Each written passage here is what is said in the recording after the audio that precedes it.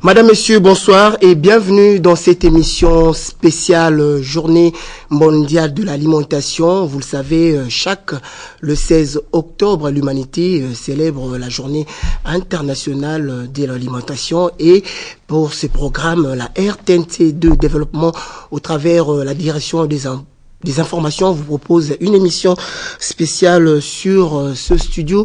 Nous avons deux invités spéciaux pour en parler de la question. Le premier, nous avons Monsieur Pablo Recalde. Il est le représentant du PAM, le Programme alimentaire mondial. Monsieur Pablo, bonsoir. Bonsoir.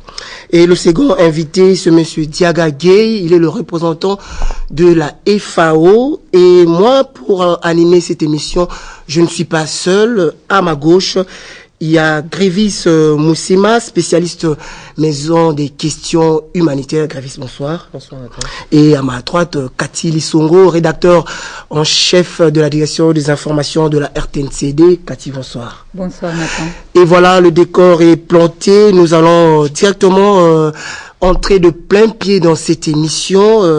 Première question, je m'en vais tout droit pour nos téléspectateurs, m'adresser à Monsieur Pablo Recalde, qui est le directeur représentant du PAM.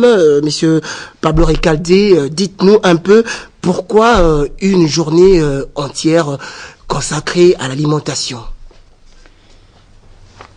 L'alimentation, la faim dans le monde, affecte à peu près 800 millions de personnes autour du monde. Le coût social, économique de la faim affecte de façon incroyable la planète. On parle d'à peu près une perte de 5% de tout le produit interne brut de la planète. 3,5 trillions de dollars de pertes. 3,5 trillions de dollars de pertes. Disons à peu près une perte de productivité par personne dans tout le monde de 500 dollars par tête.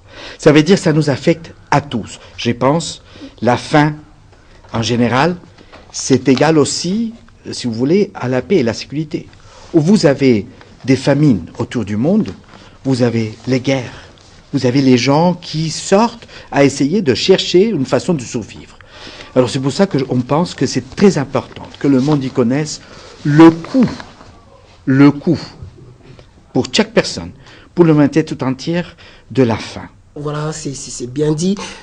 Monsieur Diaga Gay, parce que nous voyons qu'il y a beaucoup ont l'impression comme si le PAM, la FAO, vos missions sont très vauches un peu. Est-ce que pourriez-nous nous faire ce distinguo entre le PAM et la FAO? Est-ce que le PAM est inclus dans la FAO? Disons plutôt que nos missions, au lieu de se chevaucher, se complètent. Voilà. Le PAM et la FAO sont deux agences du système des Nations Unies qui ont l'avantage tous les deux d'être basés à Rome. Nous œuvrons tous pour éradiquer la faim dans le monde, lutter contre la pauvreté. C'est comme si je dirais que nous sommes en amont, dans la production. Et le PAM est en aval. On se complète. On ne s'oppose pas, on ne se chevauche pas. Je dirais par exemple que la FAO est d'abord et surtout une agence de connaissances. C'est aussi une plateforme neutre où tous les jours, 365 jours l'an, tous les pays, qu'ils soient développés ou en développement, se retrouvent pour, par exemple, négocier de grands accords et des instruments internationaux pour la gouvernance, par exemple, de l'agriculture. Mais quand je parle de l'agriculture, je parle au sens large du terme, c'est-à-dire incluant la foresterie, les pêches, l'élevage, les productions végétales, la conservation de la nature, la protection de l'environnement. Bref, c'est un mandat extrêmement large, mais qui complète ce que le PAM fait. On ne se chevauche pas du tout. Est-ce que M. Recalde peut compléter Mais tout à fait. Moi, je pense que c'est ce que mon collègue et ami vient de dire. C'est exactement pareil. Le PAM et la FAO, on était sortis, comme vous avez dit, à un certain moment, de la FAO. Oui. On faisait partie de la FAO jusqu'à un certain moment, puis après, on a été créé comme un programme des Nations Unies. La FAO, c'est une agence. Et comme programme, on sortait d'une partie des Nations Unies et d'autre partie de la FAO. On vit une vie très très proche. La production, l'accessibilité, donc la sécurité alimentaire. Production, transformation, accessibilité et la consommation. C'est les trois composants sur lesquels on fait. Par exemple, je dirais, c'est très important de le dire, pas mal de fois, la FAO produit des choses avec les petits et moyens agriculteurs, le PAM achète. Et on distribue pour nos actions d'urgence. Alors là, on crée vraiment un cercle vertueux sur lequel on achète aux pauvres pour donner aux pauvres. C'est ce qu'on a fait, en fait, les Brésiliens pour la femme zéro, fome zéro, comme ils l'appellent. Et avec ça, en 10 ans, ils ont diminué le coût marginal de la production des petits et moyens agriculteurs au point ils sont devenus compétitifs au niveau du marché international et ils sont partis à faire des exportations dans tout le monde. Donc certainement, on travaille extrêmement unis avec la FAO. Très bien. Bon, avant, oui. Je rajouterais que non seulement nous travaillons de commun accord, mais nous travaillons aussi avec les autres parties prenantes dans le secteur de l'agriculture, toujours pris au sens large du terme, c'est-à-dire d'autres agents du système des Nations Unies, aussi bien le gouvernement, qui est quand même à la place du chauffeur, mais aussi avec la société civile, les institutions de recherche, bref, tous ceux qui s'intéressent au devenir de l'agriculture et qui ont pour ambition de buter la faim hors de notre continent, ou je veux dire hors du monde. Nous travaillons dans une parfaite synergie en se complétant les uns les autres. Merci. Avant de prendre mon confrère Grévis, très rapidement, monsieur Gaïd, je vous garde encore.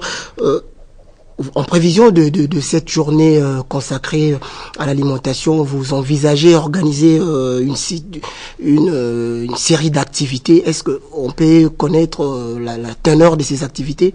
Bon, d'abord, je dois préciser que chaque année, on choisit une thématique. Cette année, c'est l'agriculture familiale, nourrir le monde.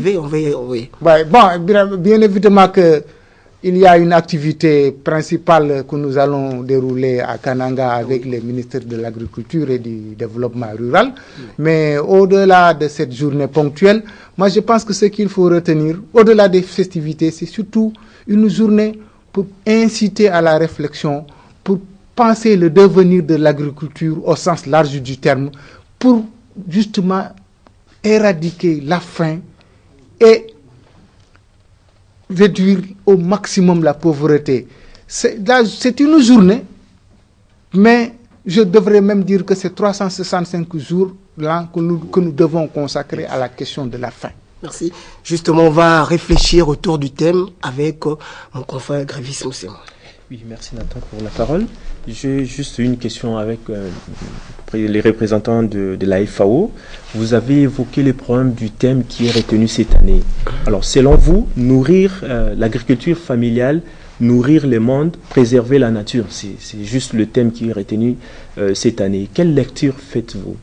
La lecture que la communauté internationale voudrait qu'on en fasse, c'est justement replacer au cœur du processus de développement agricole les exploitations familiales. Leur reconnaître ce rôle extrêmement important qu'ils jouent et qu'ils ont toujours joué et qu'ils ne cesseront pas de jouer demain. C'est inciter toute la communauté internationale, à commencer par les gouvernements, la société civile, les partenaires techniques et financiers, tous ceux qui, bref, ont le souci du développement économique et social, la préoccupation du bien-être social, qui forcément passera par l'agriculture, l'alimentation. De tout temps, l'homme n'a eu d'abord comme premier besoin que celui de se nourrir. Et il en sera toujours ainsi jusqu'à l'extinction du soleil.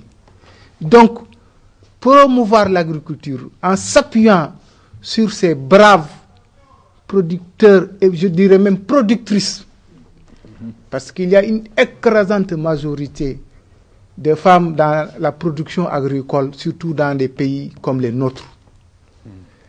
Les placer au cœur du débat, reconnaître le rôle et l'importance cruciale qu'ils jouent, je pense qu'une journée d'ailleurs ne suffirait pas.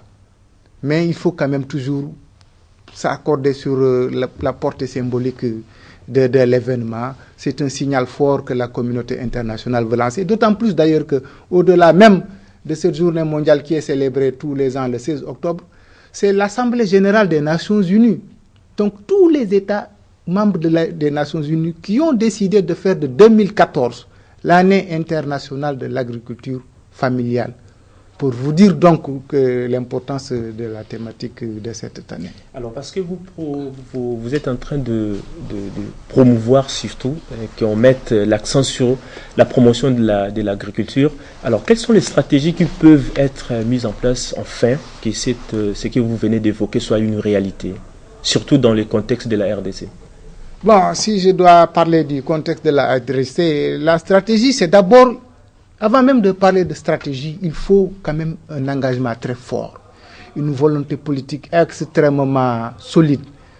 Heureusement qu'on sent que c'est le cas ici. Mais il faut, au-delà des discours, traduire tout cela en actes concrets. Il faut investir davantage dans l'agriculture, lui reconnaître la place centrale qu'il doit jouer dans l'économie et la société congolaise. Il faut bien évidemment investir dans la recherche, dans la formation. Il faut investir dans le désenclavement des zones de production. Il faut investir dans la maîtrise de l'eau, la production d'intrants de qualité. Il y a énormément de choses qu'il serait quand même fastidieux de vouloir décliner ici en une émission générale comme ça. Mais quand même, le gouvernement a une feuille de route. Nous-mêmes, FAO, et je pense que c'est la même chose que le PAM, nous avons aussi des feuilles de route avec le gouvernement et nous essayons ensemble de mobiliser les ressources pour les mettre en œuvre. Justement, voilà, avant de poursuivre notre magazine spécial, nous allons suivre 2 reportages consécutifs concernant le P4P, des projets que soit le PAM ou la FAO parraine et les conditions de travail des femmes à Kiwanja. Je vous convie de suivre et nous allons en reparler tout juste après. Le Katanga, plus grande province de la République démocratique du Congo.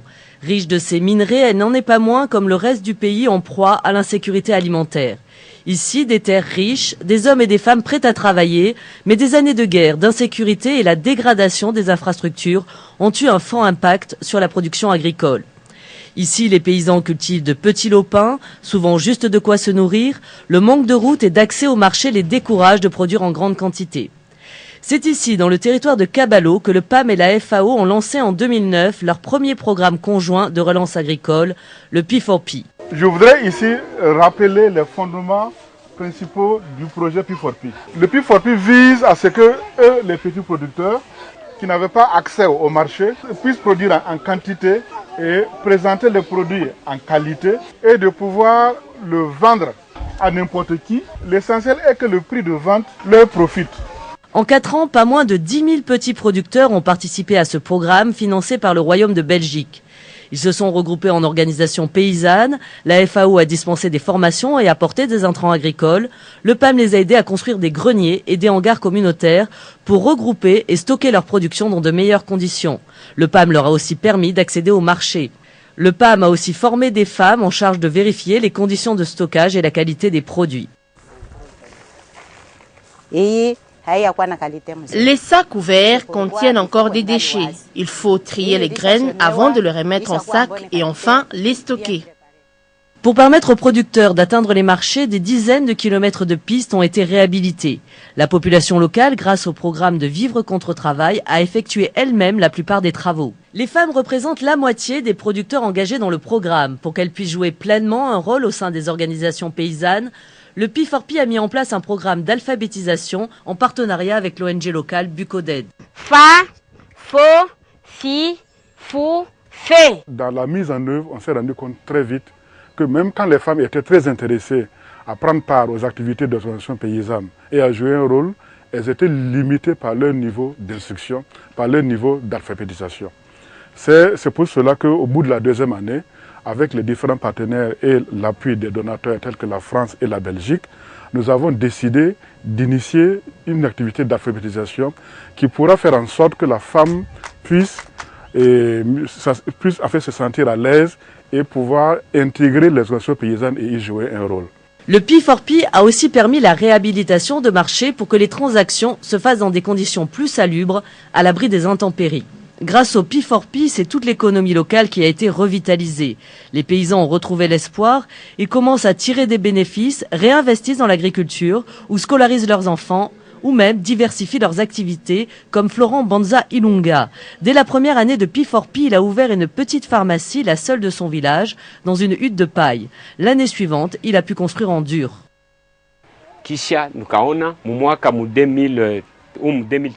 En 2013, je me suis engagé à construire cette maison en tôle. Je l'ai construite grâce au projet P4P. Ce projet nous a appris également comment cultiver et épargner en vue d'augmenter nos productions. Non, je crois que c'est une expérience formidable, cette expérience de P4P. Des moyens, des intrants ont été mis à la disposition, des équipements de transformation ont été aussi disponibilisés, la qualité, prix et quantité a été améliorée, la formation est intervenue dans le secteur. Bref, le monde rural des productions, le monde paysan a été organisé. Et pour nous, c'est une partie de notre programme provincial et nous en sommes fiers et nous demandons que de tels genres de projets puissent se multiplier. La réussite de ce projet a incité le PAM à répliquer le modèle. Depuis 2011, avec le soutien de la Belgique et de la France, un autre projet P4P a vu le jour en Équateur, avec 2 nouveaux partenaires, Oxfam et SNV, une ONG néerlandaise. Et dans les années qui viennent, le PAM espère pouvoir répliquer le modèle dans d'autres provinces pour soutenir la RDC dans sa volonté d'assurer la sécurité alimentaire pour tous.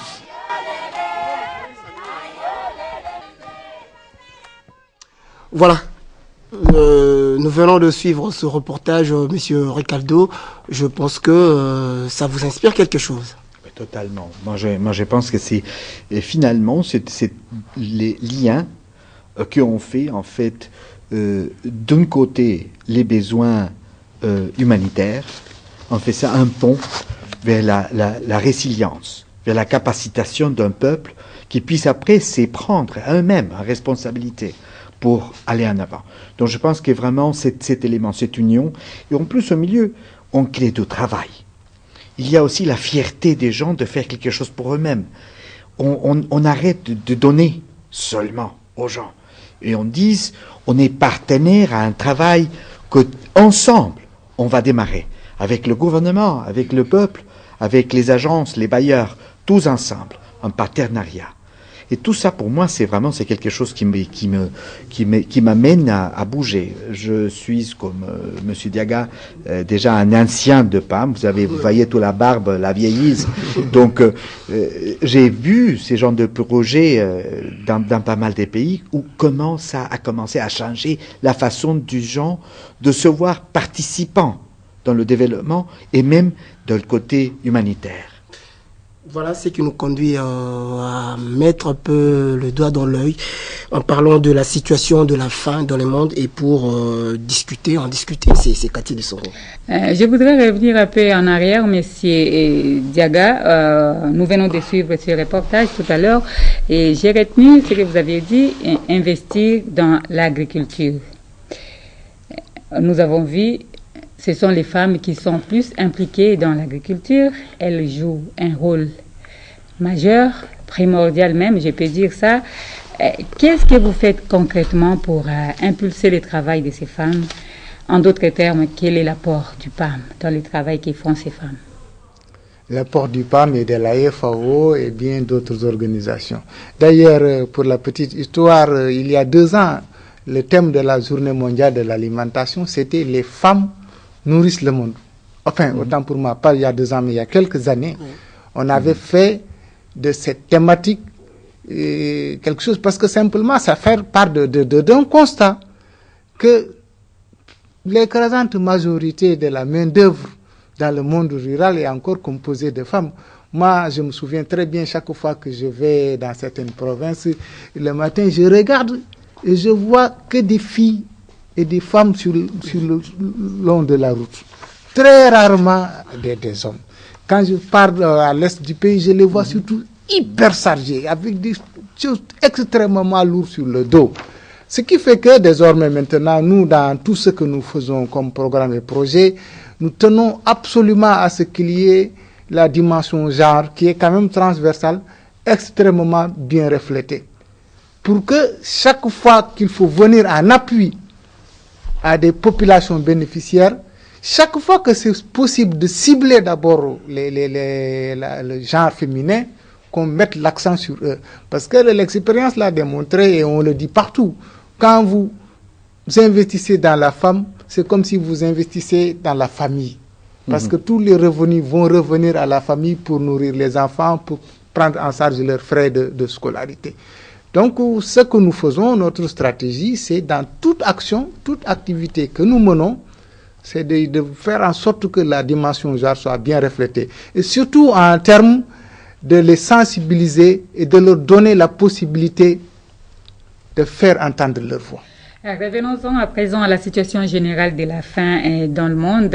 Monsieur Pablo, en 35 ans d'action sur le terrain, pouvez-vous nous donner aujourd'hui la situation globale de la faim dans le monde? Alors, je dois dire d'abord, certainement, on a eu de succès. Et ça, il faut démarrer quand même. On a diminué le nombre de gens qui souffrent la faim par de 35 millions de personnes.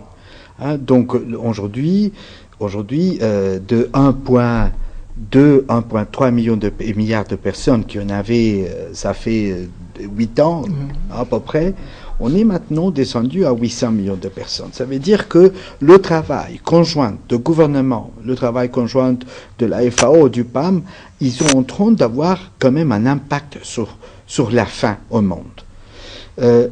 Mais encore, c'est impossible de croire qu'aujourd'hui, dans un monde plein de richesses, on a encore 800 millions de personnes qui vont au lit tout le jour affamées. Ça, c'est inacceptable. Il faut que tous, chacun de nous, on s'y met pour dire il faut éradiquer la faim dans le monde. Les MDJ, ils ont dit, bon, on va éradiquer la faim dans le monde jusqu'à l'année 2015. Je ne pense pas qu'on pourra le faire dans tous les pays, mais il y a eu quand même des pays qui ont eu la capacité de le faire. Et je voudrais bien voir qu'un jour soit aussi la République démocratique du Congo. On importe aujourd'hui au Congo 1,5 milliard de dollars à peu près d'aliments dans un pays qui devrait nourrir toute l'Afrique. Alors ça, c'est les choses sur lesquelles il faut que nous, on voit et on travaille. Je dirais que s'il y avait aujourd'hui un développement agricole qui pousse, qui a toutes les ressources, c'est à revenir un petit peu le point que M. Diaga il avait mis. Si toutes les femmes au niveau mondial, et ça c'est en fait des chiffres que je te vole à toi mon cher, des chiffres de la FAO, si on mettait toutes les femmes à avoir le même accès au niveau de la terre, au niveau de la finance, et dans l'agriculture, on diminuerait déjà des 100 à 150 millions de personnes de souffrir la faim dans le monde. Donc, certainement, c'est ce qu'on dit, la journée mondiale, c'est très importante aussi pour montrer le poids que genre a comme partie de cette lutte contre la faim. À ce jour, peut-on affirmer que les objectifs assignés par les PAM ou les FAO ou la FAO sont atteints? Je pense qu'on est en train de le faire. Mais on est sur la bonne voie, mais il y a encore beaucoup de chemin à parcourir. Lorsqu'il disait que effectivement la situation de la faim a reculé globalement dans le monde, c'est vrai. Il faut quand même regretter malheureusement que là où il y a encore beaucoup de retard, c'est en Afrique au sud du Sahara. Oui. Il y a quand même des avancées. Mais il y a des avancées. Oui, monsieur Gay, il y a aussi des cas. Il y a des cas de guerre, il y a des cas de conflits armés. Il y a cette épidémie qui ravage l'Afrique de l'Ouest, donc l'épidémie Ebola. Mais comment faites-vous, le PAM, la FAO, comment vous faites pour y arriver, pour y accéder, pour amener de l'aliment, de la nourriture à tous ces déplacés des guerres, et comment vous y prenez, comment vous prenez cette question des épidémies, des conflits armés Justement, vous avez raison. Malheureusement, si j'ai dit que de toutes les régions du monde, là où il y a eu un peu plus de lenteur, c'est en Afrique, au sud du Sahara. Et quelque part, c'est lié à ce que vous venez de dire. L'instabilité, les conflits armés, parfois les catastrophes naturelles, et puis bon, les épidémies comme celle qu'on est en train de vivre en Afrique de l'Ouest. Par rapport à tous ces genres de choses, il y a d'abord toujours l'urgence humanitaire immédiate. Que par exemple, le PAM, tout de suite, lorsque les gens sont confrontés à une inondation, tout de suite, la seule chose qu'ils regardent, c'est d'abord de pouvoir avoir de quoi mettre dans la bouche. Mais après, si les effets doivent se prolonger, comme il parlait de résilience, nous essayons maintenant de dire, essayons, au lieu de leur donner tous les jours du poisson, apprenons-leur à pêcher. C'est comme ça que, justement, on se complète. On forme, on organise, on donne des outils pour qu'eux-mêmes puissent produire ce dont ils ont besoin, plutôt que d'attendre, comme le PAM l'a dit, lorsqu'ils arrivent à produire, le PAM, au lieu d'aller acheter chez les fermiers américains, va peut-être acheter la production locale pour aller le distribuer quelque part ailleurs où il y a une urgence humanitaire. Avant que M. Recalde ne réagisse, nous allons prendre un reportage sur l'épidémie d'Ebola et il va réagir tout juste après. Les principaux défis sur le terrain restent les contraintes logistiques et la sensibilisation. Maintenant, Médecins sans frontières dispose de près de 40 personnes sur place, réparties entre Boendé et Lokolia, et déjà envoyé 41 tonnes de matériel. À Boendé, il y a très peu de cas, alors que certaines personnes pensent encore que c'est une invention et qu'Ebola n'existe pas. C'est différent à Lokolia. Les gens ont perdu plusieurs de leurs proches. Ils savent que la maladie est là et plus réceptifs à la sensibilisation, raconte le docteur Papilame. MSF a mis en place 2 centres de prise en charge des patients avec la maladie Ebola. Donc un centre avec une capacité de 10 lits dans la cité même de Boendé, et également un autre centre à l'épicentre de cette épidémie, c'est-à-dire à Lokolia, et la capacité de ce centre-là est de 40 lits. Les difficultés actuellement sur terrain, c'est plus les contraintes logistiques qu'il y a, parce que c'est vrai qu'il y a un centre de prise en charge à Boendé et à Lokolia, mais également certains cas qui sont rapportés du côté de Watikengo, qui se situe à une trentaine de kilomètres de Lokolia. Et donc ramener ces malades-là de ce village vers Lokolia reste encore un défi. Notez que pour l'instant, 2 patients vont mieux, pense l'équipe de MSF. Ils entrent dans la phase de convalescence. C'est une lueur d'espoir pour les équipes et la communauté. Monsieur Ricaldé, on sent que c'est comme si le PAM n'est pas présent en ce qui concerne on voit d'autres organisations et le MSF et tout consort, mais le PAM dans le traitement. Tout à fait. Il y avait pas mal d'éléments du PAM au niveau de la projection que vous venez de faire.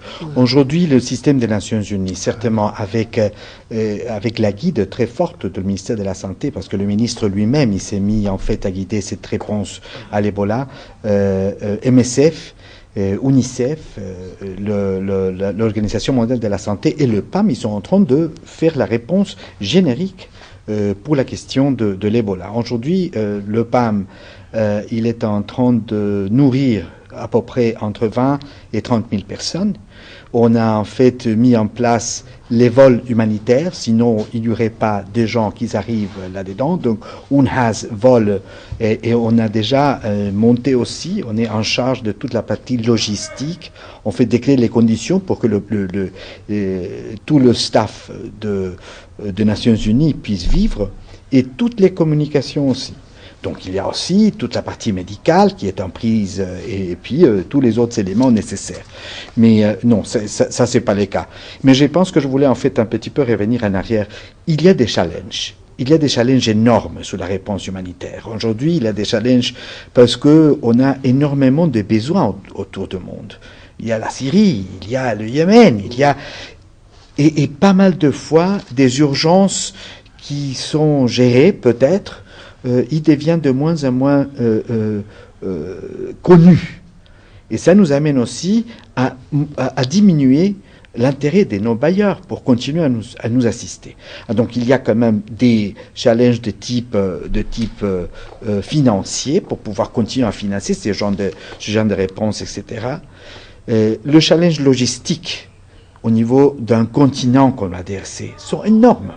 Pour pouvoir amener des aliments d'un côté à l'autre du pays et pendant le période de pluie, c'est extrêmement difficile. Et on arrive avec l'assistance de nos partenaires, avec la poussée de tous. Mais voilà, merci. Si je peux peut-être juste rajouter par rapport à la crise de l'Ebola, qui peut malheureusement, si elle perdure, ce qu'il faut craindre, avoir un impact même sur la sécurité alimentaire. Il y a une réponse que même nous au niveau de la FAO, surtout au niveau global, que nous sommes en train de chercher à apporter par rapport à ces questions, et même aller bien au-delà. Parce qu'après tout, c'est une maladie qui est d'origine animale. Si on veut peut-être à terme l'éradiquer, il faut aller à la cause originale. Et ça, c'est un domaine dans lequel la FAO est, par exemple, aujourd'hui en train de travailler avec tous ces spécialistes vétérinaires pour faire en sorte qu'on interrompe la chaîne de transmission de l'animal à l'homme.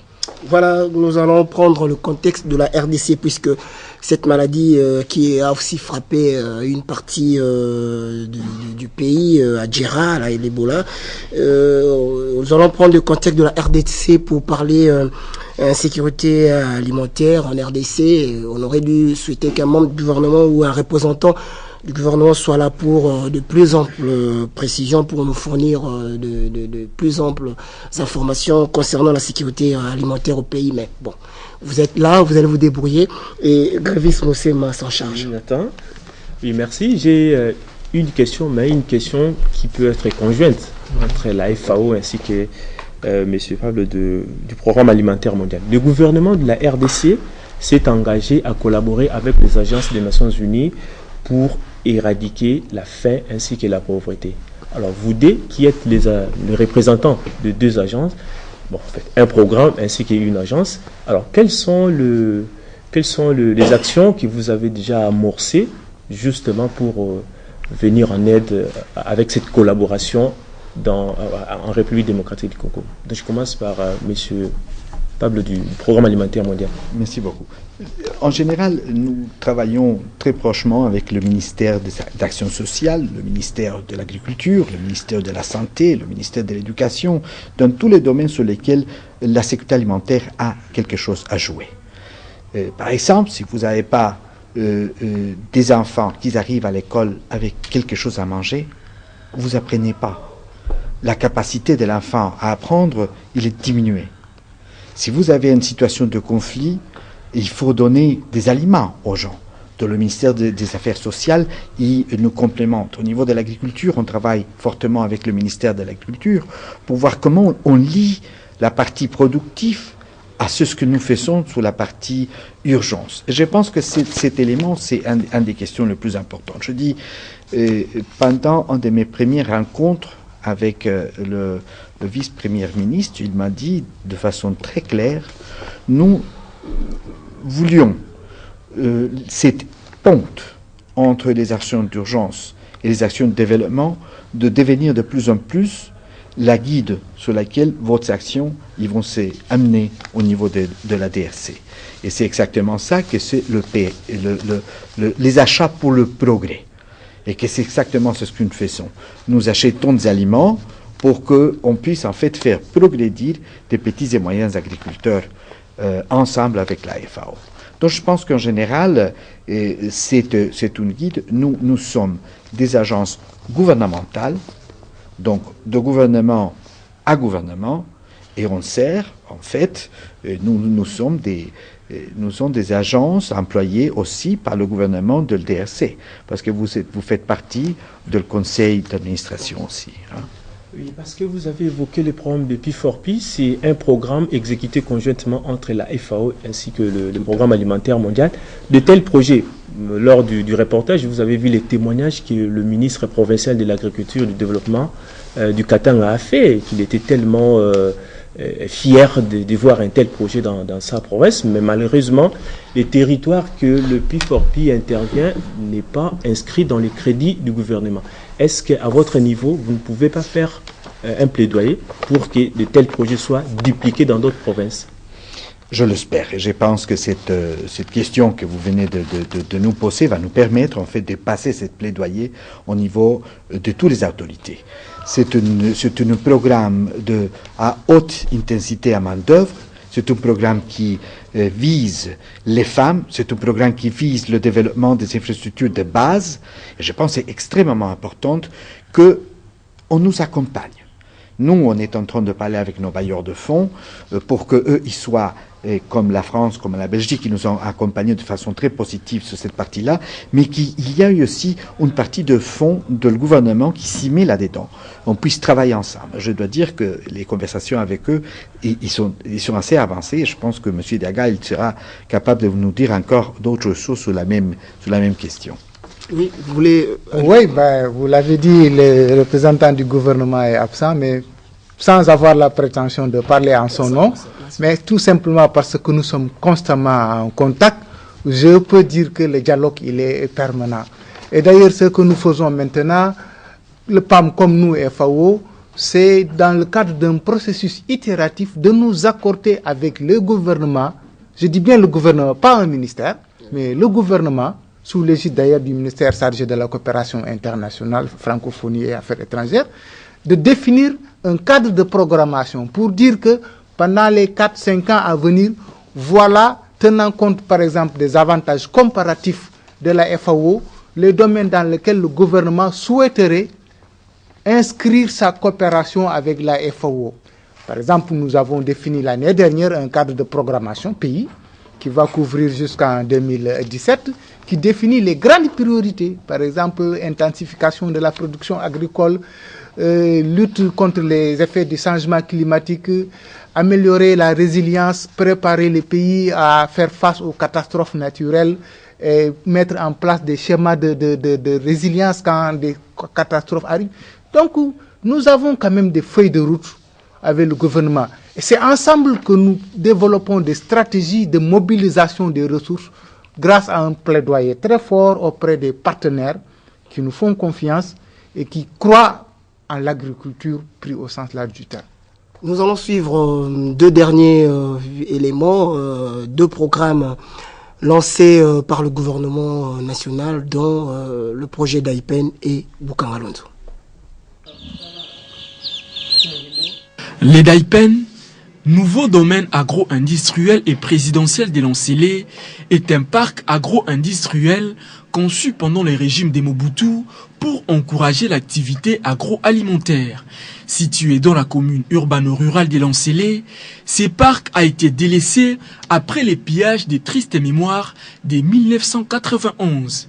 Il a repris ses activités grâce au contrat de gestion et de réhabilitation signé entre le gouvernement congolais et la firme brésilienne L Group Limited pour une durée de 5 ans. À peine qu'il a repris son souffle, les Daipen produit 1500 tonnes de poulets de chair et 25 millions d'œufs par an. En décembre dernier, la ferme des Lancélé a mis sur pied 25 000 poulets vifs. Au moins 2500 poussins voient le jour, et c'est là chaque jour. Pour l'éclosion, les œufs ont en tout et pour tout 45 jours.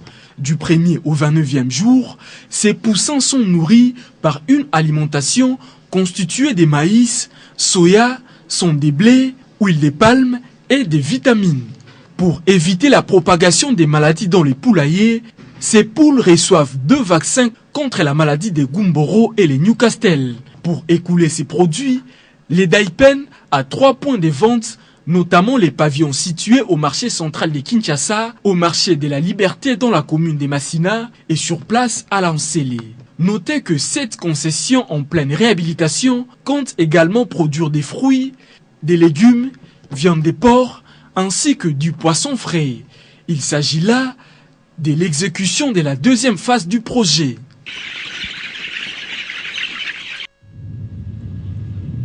C'était Joseph Kabila radieux et ému en séjour solennel du lancement officiel du parc agro-industriel pilote de Bukangalonzo. Le gouverneur de la province du Bandundu, Jean Kamisendou, est le principal bénéficiaire. La modernisation de notre pays et son développement intégral ont besoin de temps, de la paix et de la stabilité. À cet effet, le Bandundu vous exprime sincèrement ses vœux de longévité politique et vous assure de tout son soutien dans les choix politiques stratégiques que vous opérerez pour le bien général de notre pays. Notre province, le Bandundu, prend aussi l'engagement d'accompagner votre Excellence et le gouvernement de la République dans la mise en œuvre de ce vaste programme que vous initiez aujourd'hui à Bukangalonzo. Pour le gestionnaire du parc agro-industriel de Bukangalonzo, la DG du groupe Africom, une page de la révolution de la modernité vient de se tourner ici à Bukangalonzo. Nous planifions d'atteindre ces objectifs en nous focalisant sur la technologie et le développement agricole, en y associant les infrastructures, mais aussi en stimulant une économie soutenable à travers les différents secteurs agricoles. Le ministre de l'Agriculture, Chrysostome Vahamouti, circonscrit l'événement. Avec le lancement du premier parc agro-industriel de Bukangalonzo, le secteur agricole de la République démocratique du Congo va entrer de plein pied dans la révolution de la modernité. Le secteur agricole et rural, pour sa part, n'est pas à reste dans cette dynamique de transformation de notre pays. Après 25 ans de léthargie, le pays s'est doté en 2011 de la loi portant principes fondamentaux relatifs à l'agriculture et en 2013 des plans national d'investissement agricole, le PNIA, cadre d'action du secteur agricole et du développement rural de notre pays à l'horizon 2020.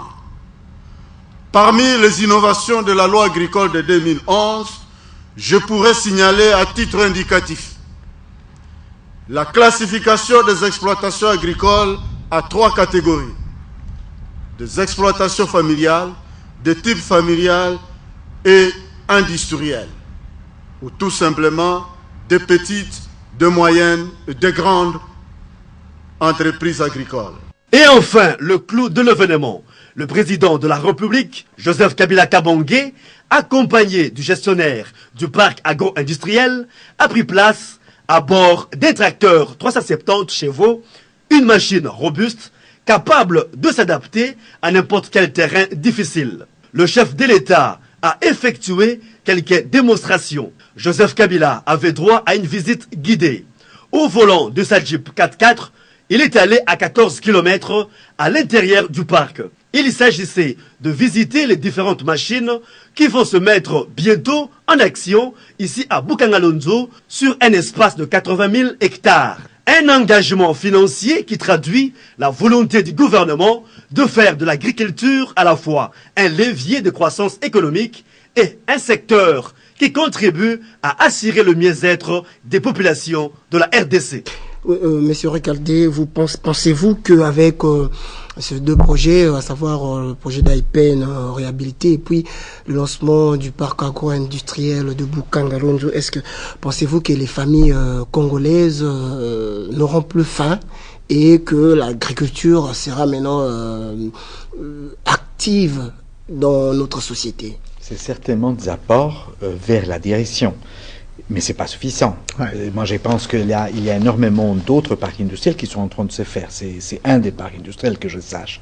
Je pense qu'il faut aussi être très conscient que la majorité de l'emploi agricole, c'est chez les petits et moyens agriculteurs. Et il faut voir comment on lie les parcs industriels aussi aux entrantes et au travail de ces petits et moyens agriculteurs.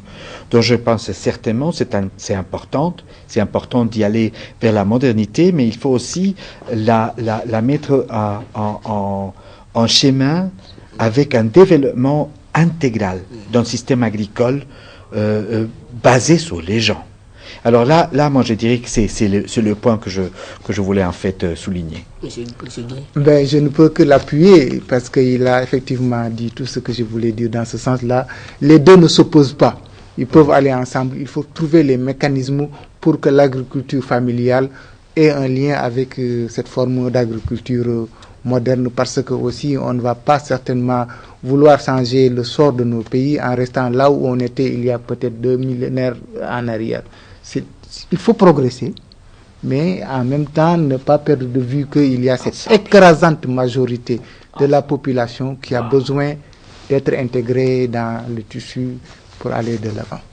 Cathy Songo, vous avez la parole. Monsieur Pablo Recalde, le PAM, votre organisation, accompagne le gouvernement congolais dans certains projets. Y a-t-il des projets agroalimentaires que vous accompagnez en République démocratique du Congo? Et dans quelle province précisément? En fait, pour le moment, c'est ce que nous, on est en train de faire au niveau de l'agroalimentaire, c'est le P4P. C'est ce que vous avez vu, c'est en fait la partie agroalimentaire, c'est la responsabilité plutôt de la FAO. Donc les projets de ces gens, c'est en fait quelque chose que la FAO fait sur nous. Accompagnons le gouvernement dans la partie réponse d'urgence au niveau des situations d'urgence qui se développent autour du pays. On accompagne le gouvernement à travers le projet de vivre contre le travail. On accompagne le gouvernement avec les projets d'alimentation scolaire. Donc, on a un élément particulier de cette entrante générale de l'agriculture, de la sécurité alimentaire. Et Grévis va destiner sa question à M. Gueye. Oui. Est-ce que peut-on nourrir le monde sans toutefois détruire la planète? Oh, question très vaste. Vaste. En peu de mots. Certainement oui, c'est possible. Prenons simplement le cas de ce pays. Pablo disait qu'il pourrait nourrir presque toute l'Afrique au sud du Sahara. Ce ne sont pas les terres arables qui manquent, ce n'est pas l'eau qui manque. Malheureusement, il ne suffit pas d'avoir de l'eau, il faut la maîtriser aussi. C'est possible, je pense. C'est possible, mais bien évidemment, ça nécessitera le renoncement à quelques peut-être principes de la course effrénée vers le profit, mais c'est tout à fait possible. Le monde peut produire de quoi nourrir toute sa population. Et en même temps, si je peux compléter, il va falloir qu'on change aussi certaines priorités. On ne peut pas utiliser la terre pour la production des fuels, des éléments d'énergie. Il va falloir qu'on revoie aussi la façon sur laquelle comment on produise. Alors, je pense qu'il y a quand même des repensées générales dans le monde. Je suis complètement d'accord, on peut certainement nourrir le monde, mais aussi il va falloir que nous on diminue les pertes que nous faisons, pas seulement dans la partie productive, mais aussi dans la consommation. Vous voyez combien on jette dans la roue après le restaurant. Ça veut dire, et ça c'est dans les pays développés. Ça veut dire, il y a une façon de consommation aussi.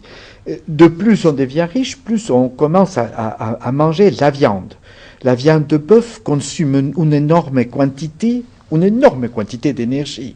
Alors, il faut que le monde entier change pour qu'on puisse changer ça. Et ça, c'est quelque chose que nous travaillons très fortement ensemble pour pouvoir alcer la conscience du monde de tous ces éléments. Voilà, merci beaucoup. C'est déjà la fin de ce magazine. Monsieur Gueye, Monsieur Recalde, en 1 minute, vous pouvez chuter et dire votre dernier mot. Moi, mon dernier mot, j'ai entendu très souvent, depuis quelque temps, Son Excellence, Monsieur le Premier ministre, dire que c'est l'agriculture qui peut permettre à la République démocratique du Congo d'arriver à un taux de croissance à 2 chiffres. Je crois savoir qu'il a tout à fait raison. Et il faudrait simplement que cette volonté politique largement affichée se traduise en actes concrets, qu'on mette les moyens dans l'agriculture. C'est ça le devenir de ce pays. Je voudrais compléter en disant que l'agriculture compte partie de la sécurité alimentaire. Il ne faut pas arriver, comme on est arrivé en général dans le monde qui se développe, à la malnutrition, pas par manque de nutrition, mais par surnutrition. L'obésité qui coûte énormément aux gens. Donc il faut qu'on voit la partie sécurité alimentaire dans son ensemble. Voilà, merci beaucoup, monsieur Pablo Recaldé. Je rappelle, vous êtes représentant du PAM en RDC et monsieur Diaga Gueye, vous êtes représentant de la FAO et merci Crévis Moussema. Merci Katili Songo. Merci. Madame, messieurs, merci beaucoup. C'est la fin de ce magazine spécial Journée mondiale de l'alimentation. Restez branchés sur le programme de la RTNC de développement. Au revoir et à très bientôt.